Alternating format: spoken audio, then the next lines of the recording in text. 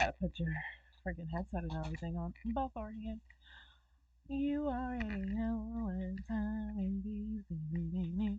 Animated horror stories. Animated horror stories. Back at it again with another video. Love and care, love and care, love and care. SSG Animations. They said they're doing a mix. 3 animated horror stories, Facebook and College Dorm. So let's jump right into it. Grab your blunts, grab your blankets. You already see I'm wrapped in mine.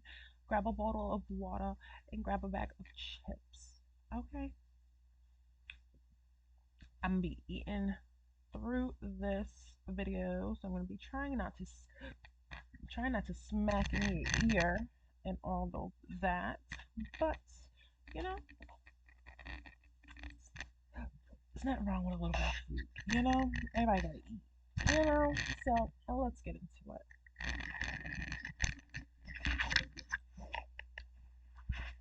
They should get all of this beforehand. Oh, okay. My bad, y'all. My bad.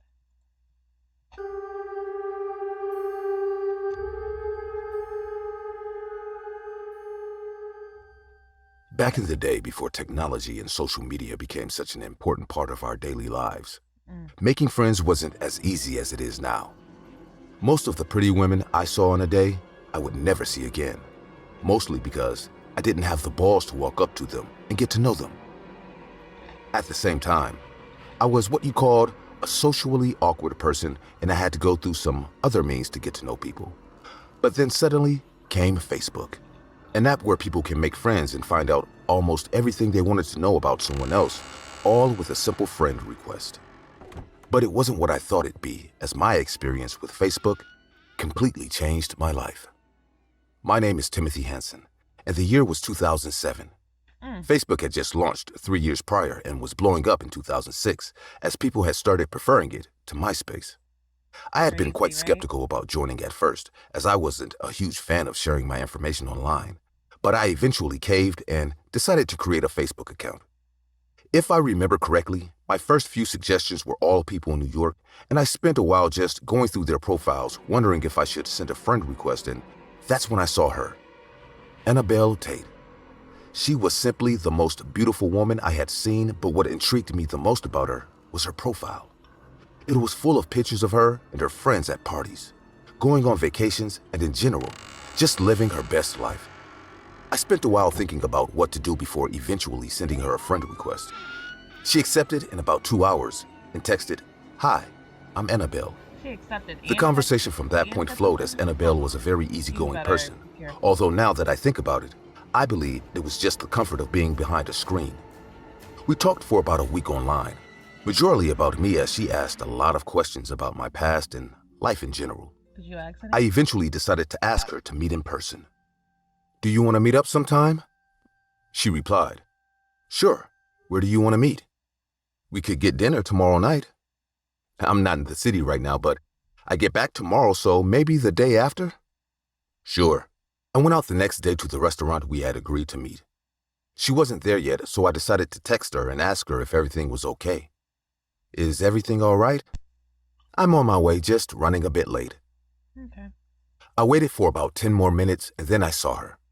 The first thing I noticed was Annabelle was a lot skinnier than she looked on her profile. She also had bags under her eyes that she had tried to cover up with makeup. She walked up to me and sat at the table before smiling and saying, "Hey." I smiled back and replied, "You look tired. Are you sure you're okay?" Damn. She laughed as she picked up the menu and called for the waiter. Annabelle was just as relaxed and easygoing as she was online. We talked about a lot that night, but for the most of the night, I couldn't shake the feeling that something was wrong with Annabelle, so I said, "Listen, are you sure you're all right? If you're not up for this, we could hang out at my place where I could take you home." She took a while to stare at her food before looking up and replying, "I like the idea of going back to yours." So we got the check and left. We kept talking as we walked to my apartment. We walked in, and I told Annabelle to make herself comfortable while I made her a drink. I made her a gin and tonic, and got back from the kitchen to see Annabelle standing playing with her thumbs as if she was nervous, so I said, "I know you said everything's all right, but are you sure you're fine?" She shook her head and replied, I would have told her to get out. Look, Tim, you're a really nice guy, but if we're going to go any further in whatever this is, there's something you need to know. I walked closer to her as my mind raced as to what she was about to say. You've probably already noticed I look different from my profile. Well, that's because I've not been active for a while on that account. And the reason I've not been active on that account is that I've been really sick, and life's been so shit lately. I don't know how much longer I have, or if I even have time at all. Poor thing. Better not be a lie. She was crying now, but all I could think about was how her profile managed to paint a completely fake picture of who she was. She continued with, My family's been telling me it isn't the end, and I should still try to be me, and that's why I accepted your friend request. I just don't want you to get your hopes up. She kept crying, so I reached out and gave her a hug. She was so close to me. She felt so good, and she smelled so good. So good. "It's fine, Annabelle," I said before placing my hand on her cheek. "Some stupid disease won't take someone as beautiful as you from the world. No, that wouldn't be fair." Her facial expression changed as she tried to slip away from the hug, but I tightened my grip, continuing with, "I really didn't ever think it'd be this easy to get a woman as beautiful as you alone in my home. I knew it. It's usually so hard having to follow them around, or just taking one I don't know anything about with them crying and screaming the whole time." I won't ever forget the feeling I got, seeing the look of realization on Annabelle's face as I spoke. The worry and fear were nothing like I had seen before. She tried hitting me, but there was no use as I dragged her and held her down on the couch, and that's when she began screaming. I grabbed her throat and pressed down so hard, saying, "Stop screaming, Annabelle. Don't worry, you won't have to bother about how much longer you have to live." Wow. Her struggle continued, but not for long. I had my way with her as she passed out and died. So there you have it, officer. Annabelle Tate was my first time using Facebook, and my, what an experience she was. You're a sick man, Timothy. I'll make sure you spend the rest of your days behind bars. Say what you will, officer, but if you ask me, I didn't do anything wrong. All I did was ask to be their friend, and they agreed. All I truly wanted were some friends. You raped and killed 19 women using Facebook, and God knows how many before that. And you say all you wanted were friends? Well, you won't have to worry about that anymore. You'll soon find out what happens to your kind in prison. I'm sure a lot of people would like to be your friend. I hope so. People like you don't deserve compassion. At all. Well, if that's true, officer, I guess it's a good thing I found Facebook. Shut up. Y'all be careful. It was my freshman year, and I had just moved into my new dorm room that I shared with two other senior girls, Alice and Veronica. Our dorm room was like a 3-bedroom apartment with 2 bathrooms we shared. As it was my first year, I partied at every chance I got. You're crazy. Alice and Veronica were pretty introverted and hardly went out to any parties. We weren't the best of friends, but I knew my roommates enough to know they loved staying in the dorm and watching movies on weekends. On one such night, I went out to a frat party I was invited to by my classmates. I never really returned before 2 a.m., so most of the nights when I came back from such parties, both of my roommates were fast asleep. That night, too, I returned at around 1 a.m. I was hoping that the 2 ladies would be sleeping, but when I walked into our living room, The sofa was occupied by a middle-aged man. He looked as if he had been sleeping there before I entered, but now he was awake and looking at me. He had the duvet I recalled to be Veronica's up to his neck, and I could only see his face. Was someone in the bed with him? His eyes were a little red. I remembered Alice mentioning the other day that Veronica's older cousin was going to live with us for a while. But she did not mention how old this cousin was. But she did not mention how old this cousin was going to be, and if it was a male cousin or a female. I assumed the man in the living room to be her cousin. I grabbed a water bottle and went into my room. All the time I was in the living room, the man kept on staring at me. I usually do not lock my bedroom door, but this time a small part of me forced me to lock it. Soon I was laying in my bed watching some YouTube videos, which eventually led me to sleep. I woke up to a continuous scratching sound on my bedroom door. It was like a dog or an animal with big nails was scratching on it. But none of my roommates nor I had a dog or any pet animal. When I tried to focus and listened carefully, I could hear faint footsteps walking in front of my door with the scratching noise coming periodically. My gut instinct told me to text my roommates, and I did. I texted, Guys, someone is scratching on my door. Could it be your cousin, Veronica? I did not receive any reply from them, so I decided to stay in my room and wait for Veronica to take her cousin away. But that did not happen, even after half an hour, and the scratching continued. I tried calling my friends several times, but they did not pick up. Finally, I gathered the courage to press my ear against my bedroom door to gauge the situation, and I could hear the faint ringing of one of my roommates' phones across the hall. The man on the couch, or my roommate's cousin, was still out there pacing in the hallway in front of my room. I stood right by my door until the footsteps stopped. I dared to open my door, and as soon as I peeked out, something hard hit my head, and I fell to the ground. It was as if he was waiting for an opportunity to attack me. Obviously. The last thing I remember before everything blacked out was the face of the man who I thought was Veronica's cousin. Girl. A few hours later, I woke up in a police station. A police I was station? sleeping on a small bed, and as I gained consciousness, both of my hands were cuffed to the bed. Why are you in a police station? One nurse shouted that I was awake, and a doctor stepped in to check my vitals.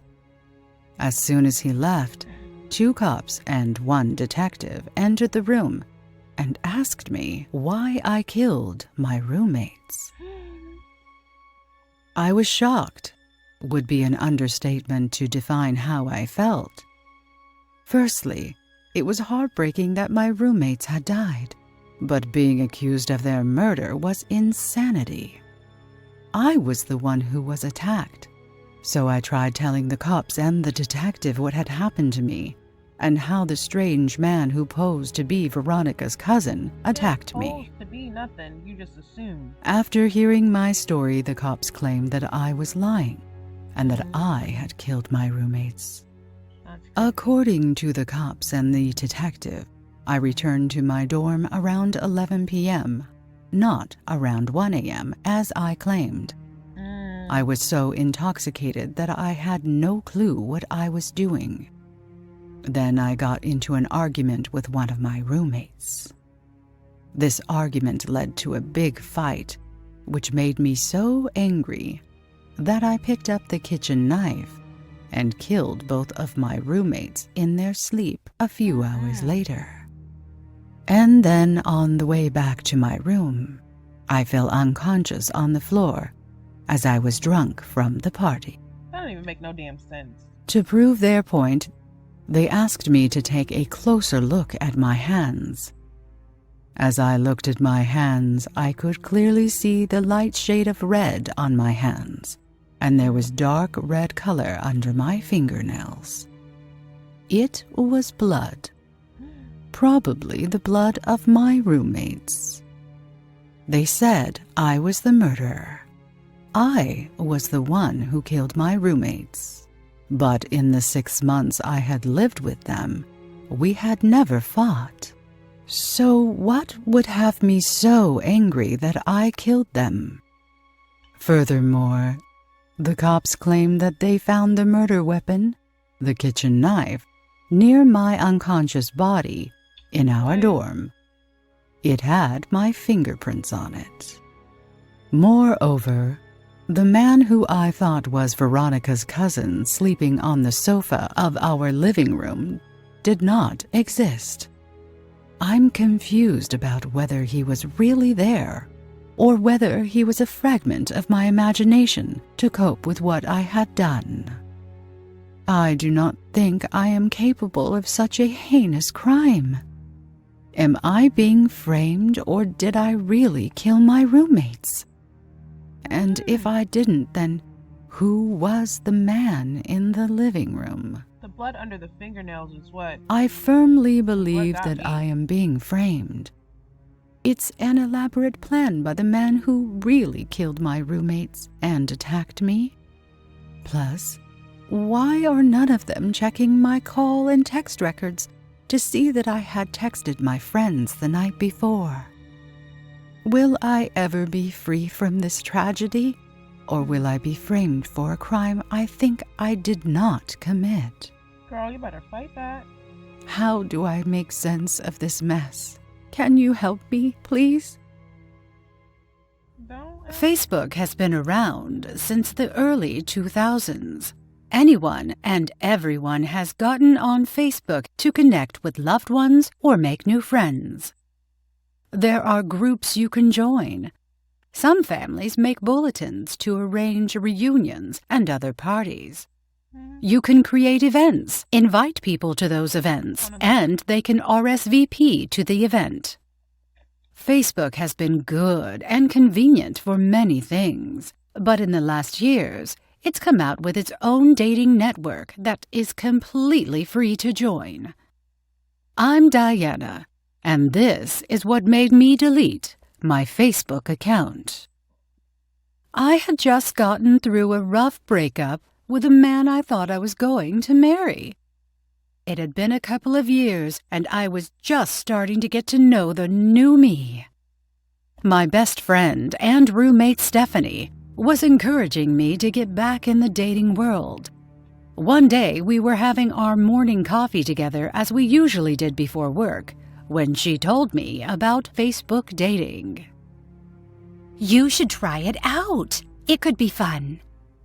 I'm not joining a dating app, Steph. I can't afford it. And I always find the creepy guys, so essentially, I'll be paying to get grossed out. See? But that's the best part, Dee. It's completely free. You can join and back out anytime you want. I suppose it's worth a shot. Okay, I'll check it out. That night after work, I got into a relaxing bubble bath, got on my phone, and set up my Facebook dating profile. I went through my account picking out my cutest pictures and posted them onto my dating profile. Once I was happy with how I put myself out there, I finished my bath and got settled into bed. Before I put my phone on the charger for the night, I had already gotten a flood of messages. But one guy in particular caught my eye. His name was Clark, and he was as gorgeous as he was sophisticated. Most messages I got were like, "Hey, beautiful," "Hi," "Sup," etc. But Clark's message read, "Hello, Diana. I'm Clark. How are you doing this evening?"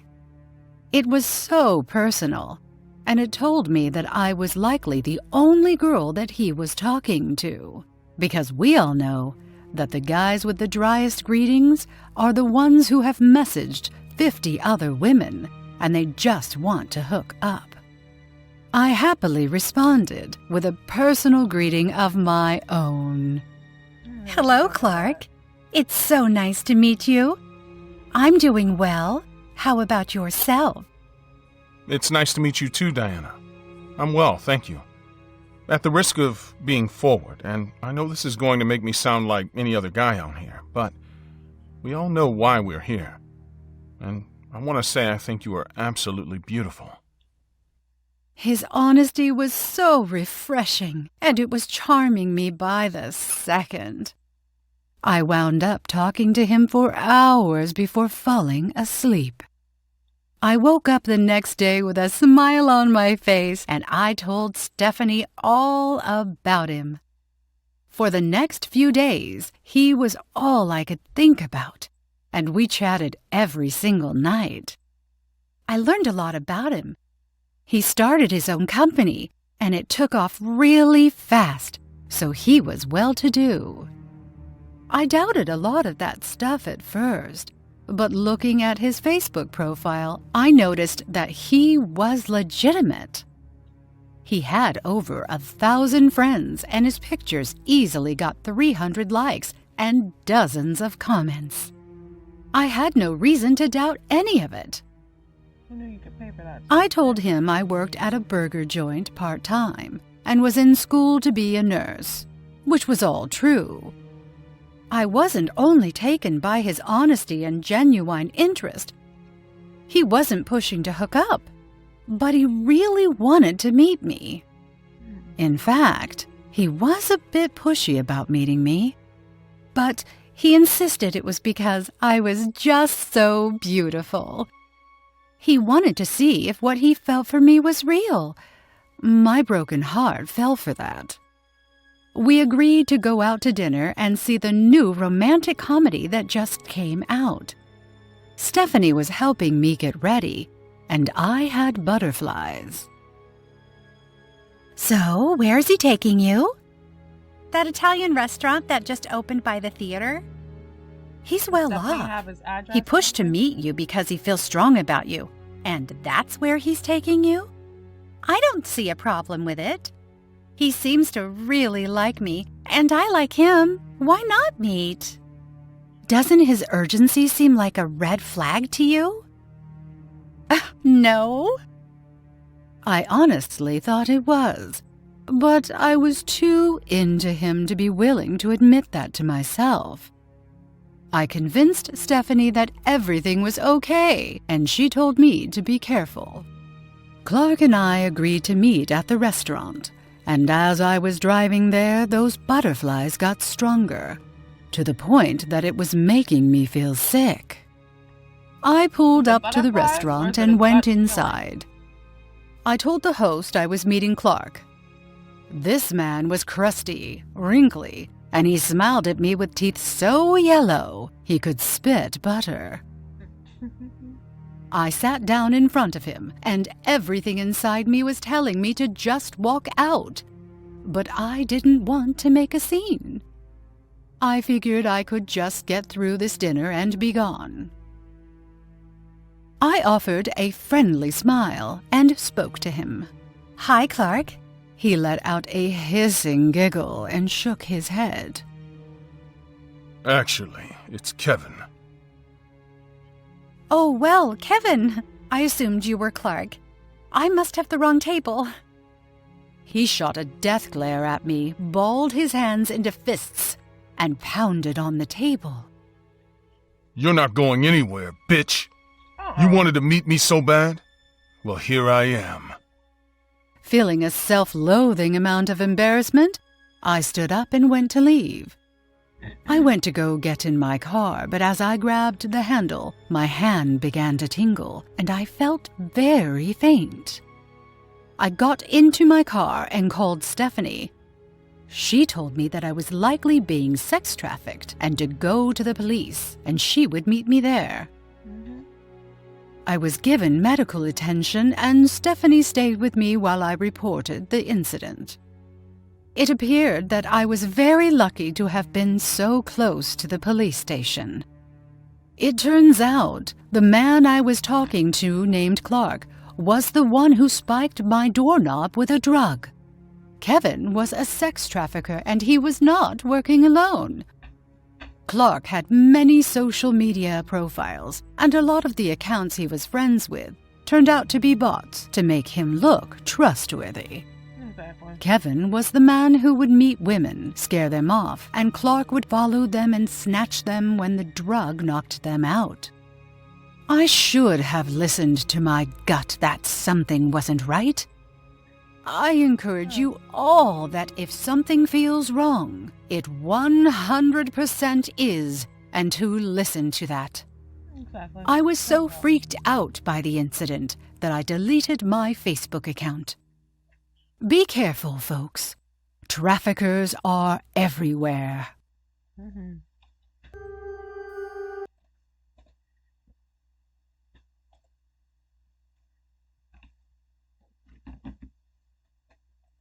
Which was your favorite? So I was gonna do the same thing that they did and like label it as like a college slash Facebook one, but it's two Facebooks, one and one college one. So I'll just label it as all Facebook horror stories.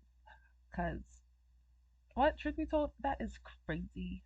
I could say my favorite one was the one with the twist. Why? Because we don't even know if she really killed her roommates or not. We don't know what happened. Let me know which one was your favorite. Please like, comment, and subscribe. You should already be subscribed because we're cousins. But if you're not, please do. Other than that, I loved you guys. Ian, thank you. Let me know if I was chewing a lot and it was crazy and if I should never do that again. Bye, guys.